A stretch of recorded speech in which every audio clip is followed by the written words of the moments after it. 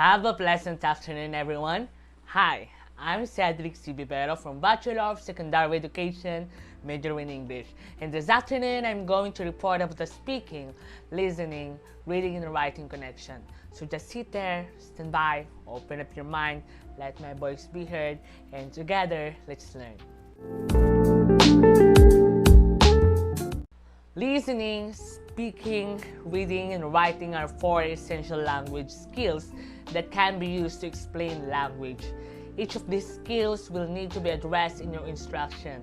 Additionally, you should use exercises that integrate all four abilities whenever possible, as each one encourages the others. We often think communication is limited to what we say or hear, but that's not the case. Language is expressed in four ways: by reading, speaking, writing, and listening. And as of now, we have the viewing. These are also defined as the macro skills of communication. These macro skills are utilized by essentially all languages. Babies develop language skills by first listening and then speaking, followed by reading and writing.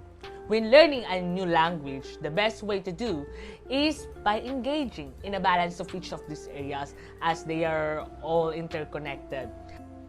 Before we tackle the connection between the macro skills, let us first identify what is listening. So there are three modes of listening. We have the competitive, the passive, and then the active. So active listening is considered the most effective because the listener is not only listening with interest but actively acknowledging listening by brief responses. Most individuals are not as skilled at listening as they think. Depending on the study, listeners likely remember 25 to 50% of what they hear, according to Mind Tools. So, giving the speaker your undivided attention and not focusing on what you are going to say in response while he is talking is a good way to ensure you hear more of what is being said.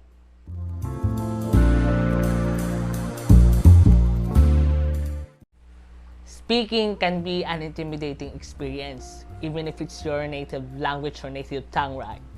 But the best way to learn how to speak is by practicing.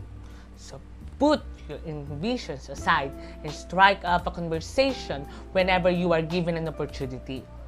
When speaking, be aware of your pace and try to not to mumble and speak clearly. Consider being expressive when you talk. Avoid a monotonous tone. Expressions adds interest and depth to what you are saying, and it will keep your listener interested.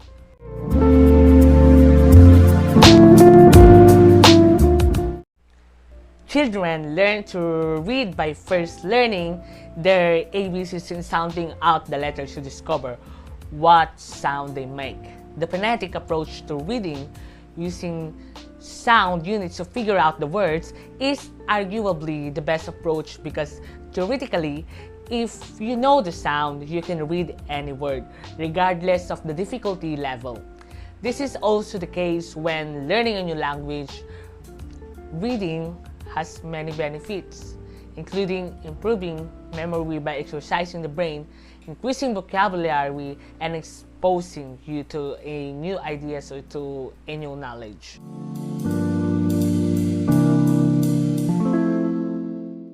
Writing is perhaps the most complex of the communication skills and takes the most time to master. As with any other skill, the craft of putting words on paper is improved through practice and a willingness to improve on past attempts. The more you practice, the better you will get. Moving beyond the basics, many types of writing can be used depending on audience and purpose. Writing can be a basic means of conveying information, such as in newspaper, or it can be a tool to create elaborate new worlds, much like those found in fiction novels such as the Lord of the Rings.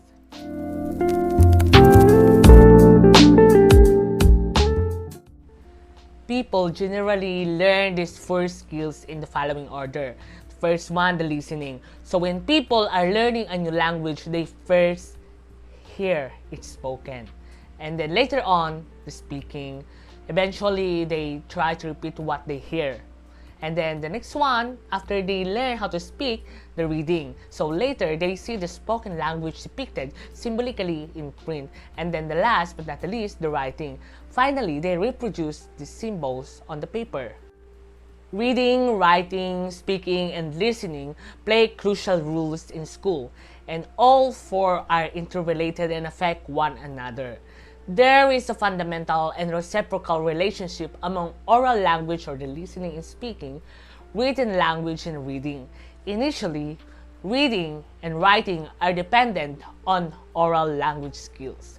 Eventually, reading and writing extend oral language. Young children use oral language skills to learn how to read, while the older children use the reading to broaden their learning. You can't build a house without a solid foundation.